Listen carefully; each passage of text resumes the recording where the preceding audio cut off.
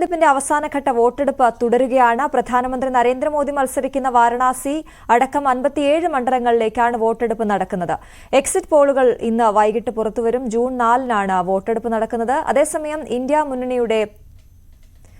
June 4-നാണ് വോട്ടെണ്ണൽ. അതേസമയം India മുന്നണിയുടെ യോഗം ഉച്ചയ്ക്ക് ശേഷം ഡൽഹിയിൽ ചേരും. ER രാഗേഷാണ് നാഷണൽ ഡെസ്കിൽ നിന്നും വിവരങ്ങളുമായി ചേരുന്നത്. രാഗേഷ്, നിർണായകമായ ദിവസമാണ്.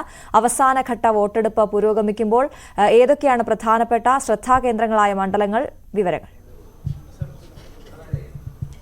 അശ്വതി, 2.5 മാസത്തിലധികം നീണ്ടുവന്ന തെരഞ്ഞെടുപ്പ് പ്രക്രിയ അവസാന ഘട്ടത്തിലേക്ക് കടന്നിരിക്കുന്നു.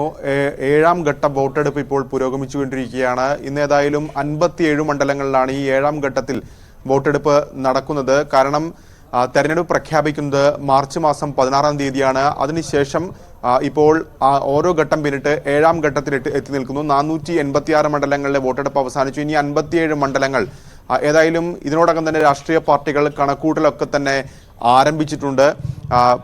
പ്രത്യേകിച്ച് സർക്കാർ രൂപീകരിക്കാൻ കഴിയും, അല്ലെങ്കിൽ മുൻപത്തെ അപേക്ഷിച്ച് പ്രകടനം മെച്ചപ്പെടുത്താൻ കഴിയും എന്നൊരു കണക്കൂട്ടലൊക്കെ തന്നെ മുന്നണികളെ സംബന്ധിച്ച് ഉണ്ടാവുകയും ചെയ്തിട്ടുണ്ട്. ഏതായാലും 57 മണ്ഡലങ്ങളിൽ നിന്ന് പോളിംഗ് ബൂത്തിലേക്ക് പോകുമ്പോൾ ഈ ഘട്ടത്തിലും അവസാന ഘട്ടത്തിലും കഴിഞ്ഞ തവണ നേടിയ സീറ്റുകൾ അല്ലെങ്കിൽ അതിനേക്കാൾ കൂടുതൽ മികച്ച പ്രകടനം ആവർത്തിക്കുക എന്ന ലക്ഷ്യം തന്നെയാണ് മുന്നണികളെ സംബന്ധിച്ച് ഉള്ളത്.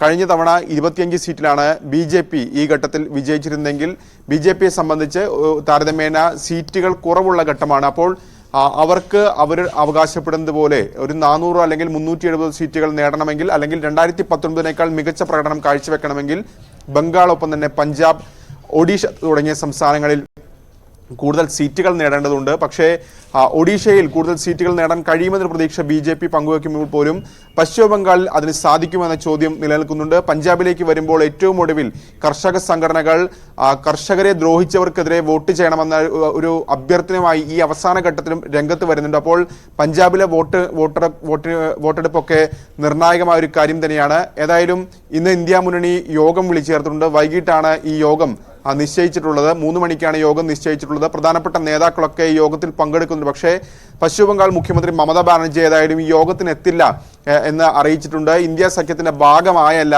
ബംഗാളിലെ പോരാട്ടം നടക്കുകയും ചെയ്യുന്നത്. ബാക്കി പ്രധാനപ്പെട്ട നേതാക്കളൊക്കെ തന്നെ ഇന്നത്തെ യോഗത്തിൽ ഏതായാലും പങ്കെടുക്കുന്നുണ്ട്. ഇന്ത്യ മുന്നണി വ്യക്തമാക്കിയിരിക്കുന്നത് വോട്ടെണ്ണൽ ദിനത്തിൽ ഒരു ക്രമീകരണം അടക്കമുള്ള കാര്യങ്ങൾ ചർച്ച ചെയ്യാനാണെന്നാണ്.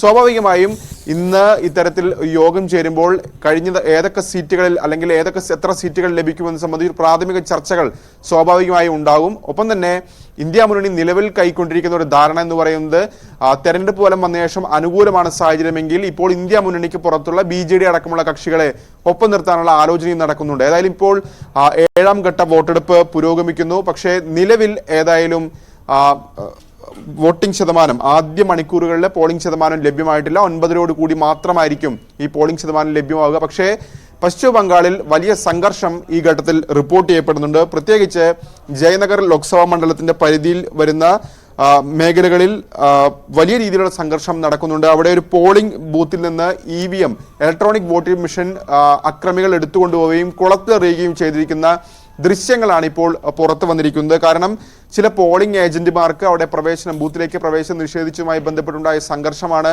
ഈ വലിയ അക്രമത്തിലേക്ക് കലാശിച്ചിരിക്കുന്നത്. അങ്ങനെ പോളിംഗ് ഇലക്ട്രോണിക് വോട്ടിംഗ് മെഷീൻ തന്നെ ഈ അക്രമികൾ അവിടെ നിന്ന് കൊണ്ടുപോവുകയും കുളത്തിലെറിയുകയും ചെയ്തിരിക്കുന്ന ദൃശ്യങ്ങളാണ് ഇപ്പോൾ ഈ ഘട്ടത്തിൽ പുറത്തു വന്നിരിക്കുന്നത്. അതിനൊപ്പം തന്നെ മറ്റിടങ്ങളിലും ബംഗാളിൽ വ്യാപകമായ അക്രമ സംഭവങ്ങൾ റിപ്പോർട്ട് ചെയ്യപ്പെടുന്നുണ്ട്. അതായത് ബാൻനഗറിലാണ് ISF CPM പ്രവർത്തകരുമായി തൃണമൂൽ കോൺഗ്രസ് പ്രവർത്തകർ സംഘർഷമുണ്ടായത്. ഈ സംഭവവുമായി ബന്ധപ്പെട്ടുകൊണ്ട് 10 പേർക്ക് പരിക്കേറ്റിട്ടുണ്ട്. ഒപ്പം 7 തൃണമൂൽ പ്രവർത്തകരെ ഇതിനോടൊപ്പം തന്നെ അറസ്റ്റ് ചെയ്തിട്ടുണ്ട് എന്ന വാർത്തകൾ കൂടി പുറത്തു വരുന്നു. അങ്ങനെ അവസാനഘട്ട വോട്ടെടുപ്പിൽ വലിയ സംഘർഷം പശ്ചിമ ബംഗാളിൽ റിപ്പോർട്ട് ചെയ്യപ്പെടുന്നുണ്ട്. അശ്വതി.